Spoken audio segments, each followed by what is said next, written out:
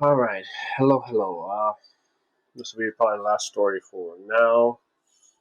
I'll tell you about probably the only time I was really concerned about my safety. We had a lot of issues, of course. I had a lot of incidences with the mafia.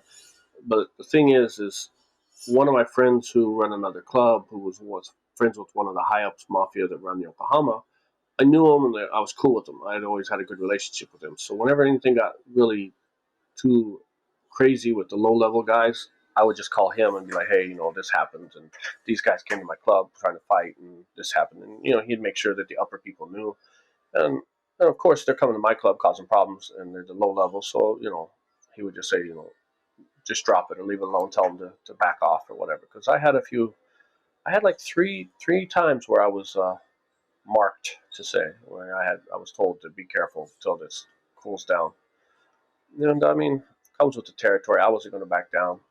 And the the apartment that I lived in was in the middle of Chinatown, and at the top floor was some big mafia boss. I don't know. I just would see him once in a while, and he'd always have like the cars pull up and pick him up and take him. I'd see him, and he was a nice guy when they come in. He's like, "Hey, how you doing?" I'd be like, "Hi."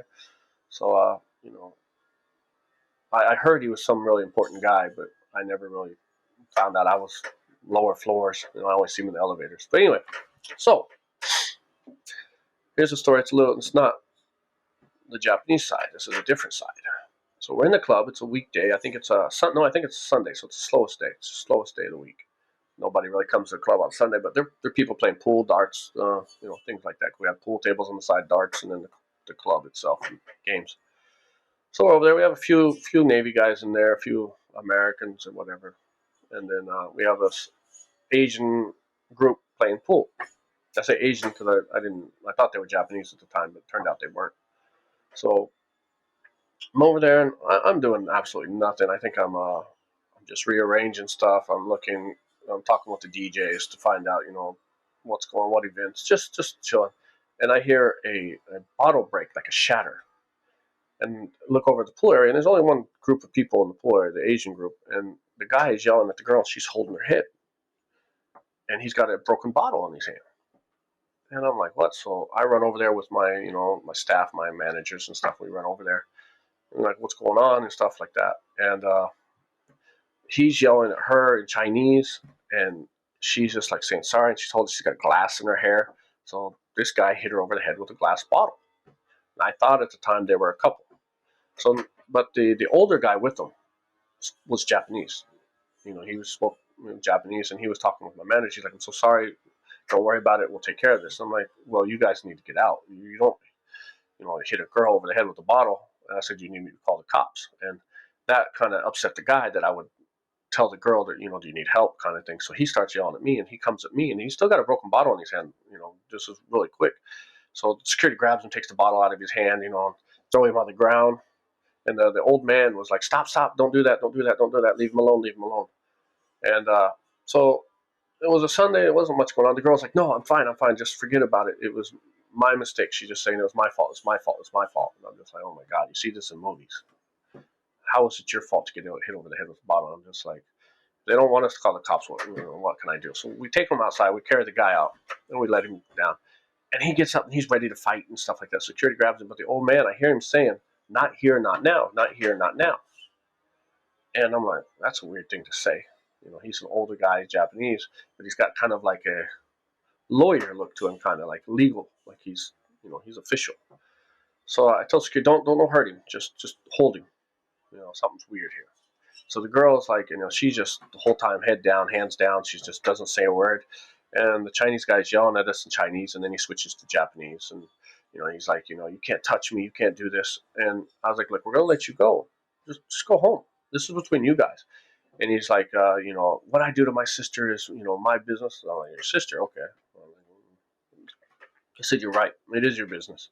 As long as she doesn't need us to call the cops or there's no injuries, she's not cut. It doesn't matter if she's cut. This is like she's my property kind of thing. And I'm getting more frustrated about his whole, I guess, male chauvinist type thing. I'm just like, you can't. I'm like, you know what? We're gonna let you go. Just go home. So let him go, and he gets up and he slaps his sister. Oh my god! So we grab him again. He said, in front of us, you're not going to hit her. And I'm like, look, do you want to go somewhere? Do you want us to call the cops? Do you want to just leave first? We'll keep him here. And she's like, no, no, no. And then it's just like, how much can we get involved? I mean, this is a family issue, but she doesn't want any help. Obviously, she's like, I'm his property in the sense. He's telling us that she's his property. And he's basically slapping a girl, hitting her in the head with a bottle. And I want to beat him down, but I think it was too early, and there was people there, there's people around, and we'd already been so much trouble with the police. I couldn't just openly beat up a guy for doing this when the girl didn't want any help whatsoever. So I told security to let him go. I said, look, stop touching her, stop doing this, stop coming at me, and just go home. And the Japanese guy was like, yeah, let's just go home. We'll handle this at a different time, let's just do this later. And he looks at me, he's like, sorry. And you could tell it was a weird situation. And I knew something was wrong. So they start to walk away, and we start to go in, and he turns around to run at me again, and my security snatches him up and holds him like a bear hug. And I'm looking at him, and they want to throw him down on the ground. I said, don't throw him down. Don't do it. Just something here. And we were talking about it as we was walking back to the car. I said, something's weird here. So I said, don't hurt him. So they just hold him in a bear hug, and I guess that's embarrassing because he can't even get out of the bear hug. And I was like, look, calm down. Look, you guys can go. I don't want to see you back at my club, but just go. So the lawyer guy, the Japanese lawyer guy, grabs him. And it's like, let's go. So they go, and a car pulls up, like a nice car pulls up, and they get in it, and the Chinese guy's yelling at the girl. He's like kicking her in the walking the thing, and I'm just like, just don't look, just don't get involved. It's not your business. I mean, of course, I wanted to help the girl. I wanted to get involved, but should I go to jail because she doesn't want? Because if we would have fought the guy and cops came and everything like that, and she wanted no help whatsoever. All I could do was stop him from doing it, but So Monday comes around, and we have 3 Chinese guys come in, and they sit in the corner, and they just sit there, and they order the drink, and they don't talk to anybody. They just sit there and look around. They walk around the club, and you could tell. They kind of usually Chinese, like those kind of guys have a certain look about them, and of course they're speaking Chinese, so it's Chinese or Taiwanese or Hong Kong, whatever, Mandarin, Cantonese. One of we go up and take their order. They have the accent, and when they speak Japanese and stuff. So we knew they weren't Japanese. So at first Monday, I saw the 3 guys, and then Tuesday I saw 3 more guys that were also Chinese, and this time they had a little stocky short guy with them. So I went up. I was like, yeah, can I get you guys orders? You guys okay? And they're like, no, we're fine. I was like, okay. So, and he was like, so how many people do you have working here? I'm like, I don't know. I have 10 security, 20 waiters, 10 bartenders, the staff downstairs. He was like, oh, and they work every day. I was like, no, there's, usually Thursday and Friday, they're definitely here. But during the weekdays, I just keep the ones that, need the hours. I was like, oh, okay. So we talked a little bit. And I was like, your Japanese is good. He's like, yeah, yours is too. He's like, I've been here for about 10 years. I was like, me too, So we talked a little bit. So they leave. Wednesday comes. Different group of Chinese guys come in. Walk around, taking some pictures. So I know something's weird now. It's 3 days in a row we've had these Chinese, and they're not like tourists. They're coming in suits, suits and Rolexes or suits, and they have some money. And so Thursday comes around. Thursday's a busy day for us. And they come early, and it's again with the stocky Chinese guy, the original guy I talked to on Tuesday. He comes in. I'm like, oh, hey, what's up? I was like, it's busy, but I might have a table over here because now I want to know what's going on. I'm really intrigued by what thing is. So I put him at a table on the side. Hey, if you need anything, let me know. So we're going to. He gets busy, and he was like, hey, so this is all your staff and stuff. I'm like, yeah, pretty much this is everybody. They have to work Thursday. He's like, okay. He's like, do you know a guy, a white guy, brown hair, short brown hair, kind of tall? I'm like, no, it doesn't work for me. I mean, there's only like 4 white guys, and me and the bartender guy had long blonde hair, and then one of the securities, and he was not even white. I think he was, I want to say, I don't remember where he's from, but he looked white, but he wasn't. And I said, why? And he was like, oh, no, just interested. I thought my friend came in here. I know something's going on. So Friday comes around. Yet again, 3 more Chinese guys. Saturday comes around. The stocky Chinese guy comes around again. And, he comes in. He was like, He was like, so so all your staff was here this week? I was like, yes. And I was like, well, why are you so interested in my staff? And he was like, oh, no, my friend I thought worked here, and he just didn't. And I know it's just like, no, it's something's going on. So we talked, and he was a nice guy. We got along really good, and he'd ask me how long I've been in Japan, where I live. Of course, I'm not going to tell him. I said, oh, I live, close to Tokyo. Complete lie. I live like 5 minutes from the club. So all week I purposely went different ways home. I made the loop to loops, make sure nobody's following me, just because you get in those situations. So so Saturday or Sunday comes. Now it's been 1 week since this whole incident happened. Sunday comes and I went downstairs to check the cafe just to see if they were okay because it was slow. And when I'm coming downstairs, I see that Chinese kid from last Sunday, the guy, and he's like, "Come here, I want to talk to you." And I'm downstairs. I'm by myself. I only have like the cafe in, but they're still far. I haven't went in there yet. So I'm like, oh boy, do I go upstairs and look like a wimp and grab security, or do I just? So I was like, yes. I come outside and there's about probably 15, 20 Chinese guys standing in line. And I think it was every person that came all week. And then the line, it was like literally like a Jackie Chan movie. They stood in the line, and the front was the stocky Chinese guy I'd been talking to, and then this guy. So this guy's like, "Come here, I want to talk to you." So I come up, and he's like, "Last week, my sister left her purse on your table, and I thought your staff stole her wallet because the wallet was missing." And it was a tall white guy that was standing there, like over the fence, because the pool tables were down in this upper area for the club. And I was like, I think that was some English teachers. It was just a guy I'd never seen before.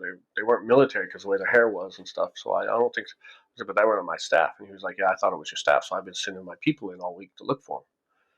I was like, oh yeah, I know. I recognized him. I saw him. And he was like, oh, you did? I was like, yeah, of course. The first day they sit here, the second day they sit here, the third day they sit here. I said, yeah, I'm not stupid. It's my club. Of course I keep an eye. He's like, yeah, you know, you kind of handle things a little rough with me.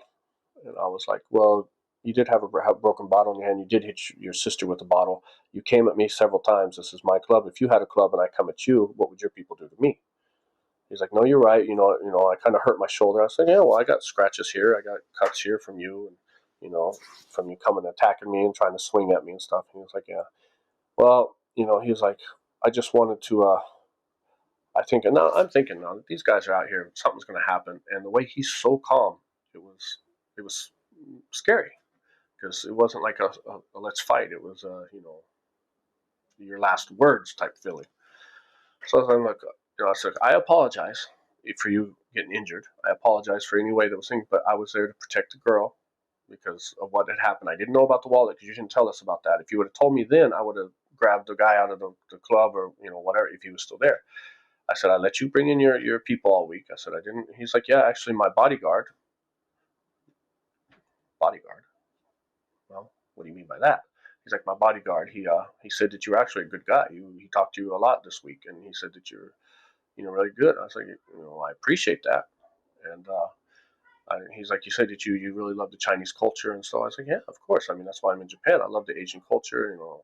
Kung fu. I mean, the whole Jackie Chan is. I idolize him. I'd love to meet him. And he was like, well, Jackie Chan, yeah. I've met him before or something like that. He's like, actually, my bodyguard, he was the all-time Chinese kung fu champion for like 10 years in Hong Kong or something like that or whatever. He's got all these titles and stuff like that. He knows Jet Li or whatever. I was like, holy wow! And he calls the bodyguard guy over and he comes, yes, boss. And he was like, tell him you're. So he's telling me, showing me some pictures of these things, and so I'm like, okay, well, either they're gonna fatten me up before they kill me or something's weird. So he's like, I appreciate you apologizing. He goes, I wanted, I appreciate you apologized about that. He's like, let's, how about we squash this and bygones be bygones. And I'm like, okay. And he's like, well, let's have a drink to seal the deal. Okay, here it comes. I'm like, yeah, he thinks he's taking me somewhere. I'm like, yeah, I can't leave the club right now, but we'll do it on a different day. He's like, no, we'll go upstairs and have a drink. So I'm like, okay. So he comes in. The 20 soldiers don't even move. They stay in a complete line the whole time. And it's starting to draw a lot of attention. People are walking by, and my staff's looking out the windows, and security's coming down, and I'm telling them to go back in, kind of thing. I mean, it's weird. So we go upstairs, me, him, and his bodyguard. We're at the bar. We have a little drink, and I'll buy him a drink. And the Chinese, the bodyguard guy, is telling me, showing me pictures still about his awards and his titles. And the young guy, the guy, he goes to the bathroom, and the bodyguard tells me, he's like, he is #2 for the Triads, the Chinese mafia in Japan. His father is #1. So I guess the lawyer, the day that they came here, the lawyer and him, and they were talking about family stuff. So that's why they did it privately with the family. So he's like, yeah, he's a very powerful guy. His father is like the #1, boss. He's like, but he's a good guy. He things would have handled much differently if it had been somebody else and you had touched him. But because of how he is and who he is, he sent us in to recon and stuff like that. And he just wanted the guy that stole the wallet. That was his main thing. So I was like, oh wow. So I was like, I live in Chinatown. Come on. So he comes back and we're talking, and he's like, give me your number, and I'm like, oh yeah. So what do I do? So I give you my number. I mean, I'll change it if anything happens. So they leave, and that was it.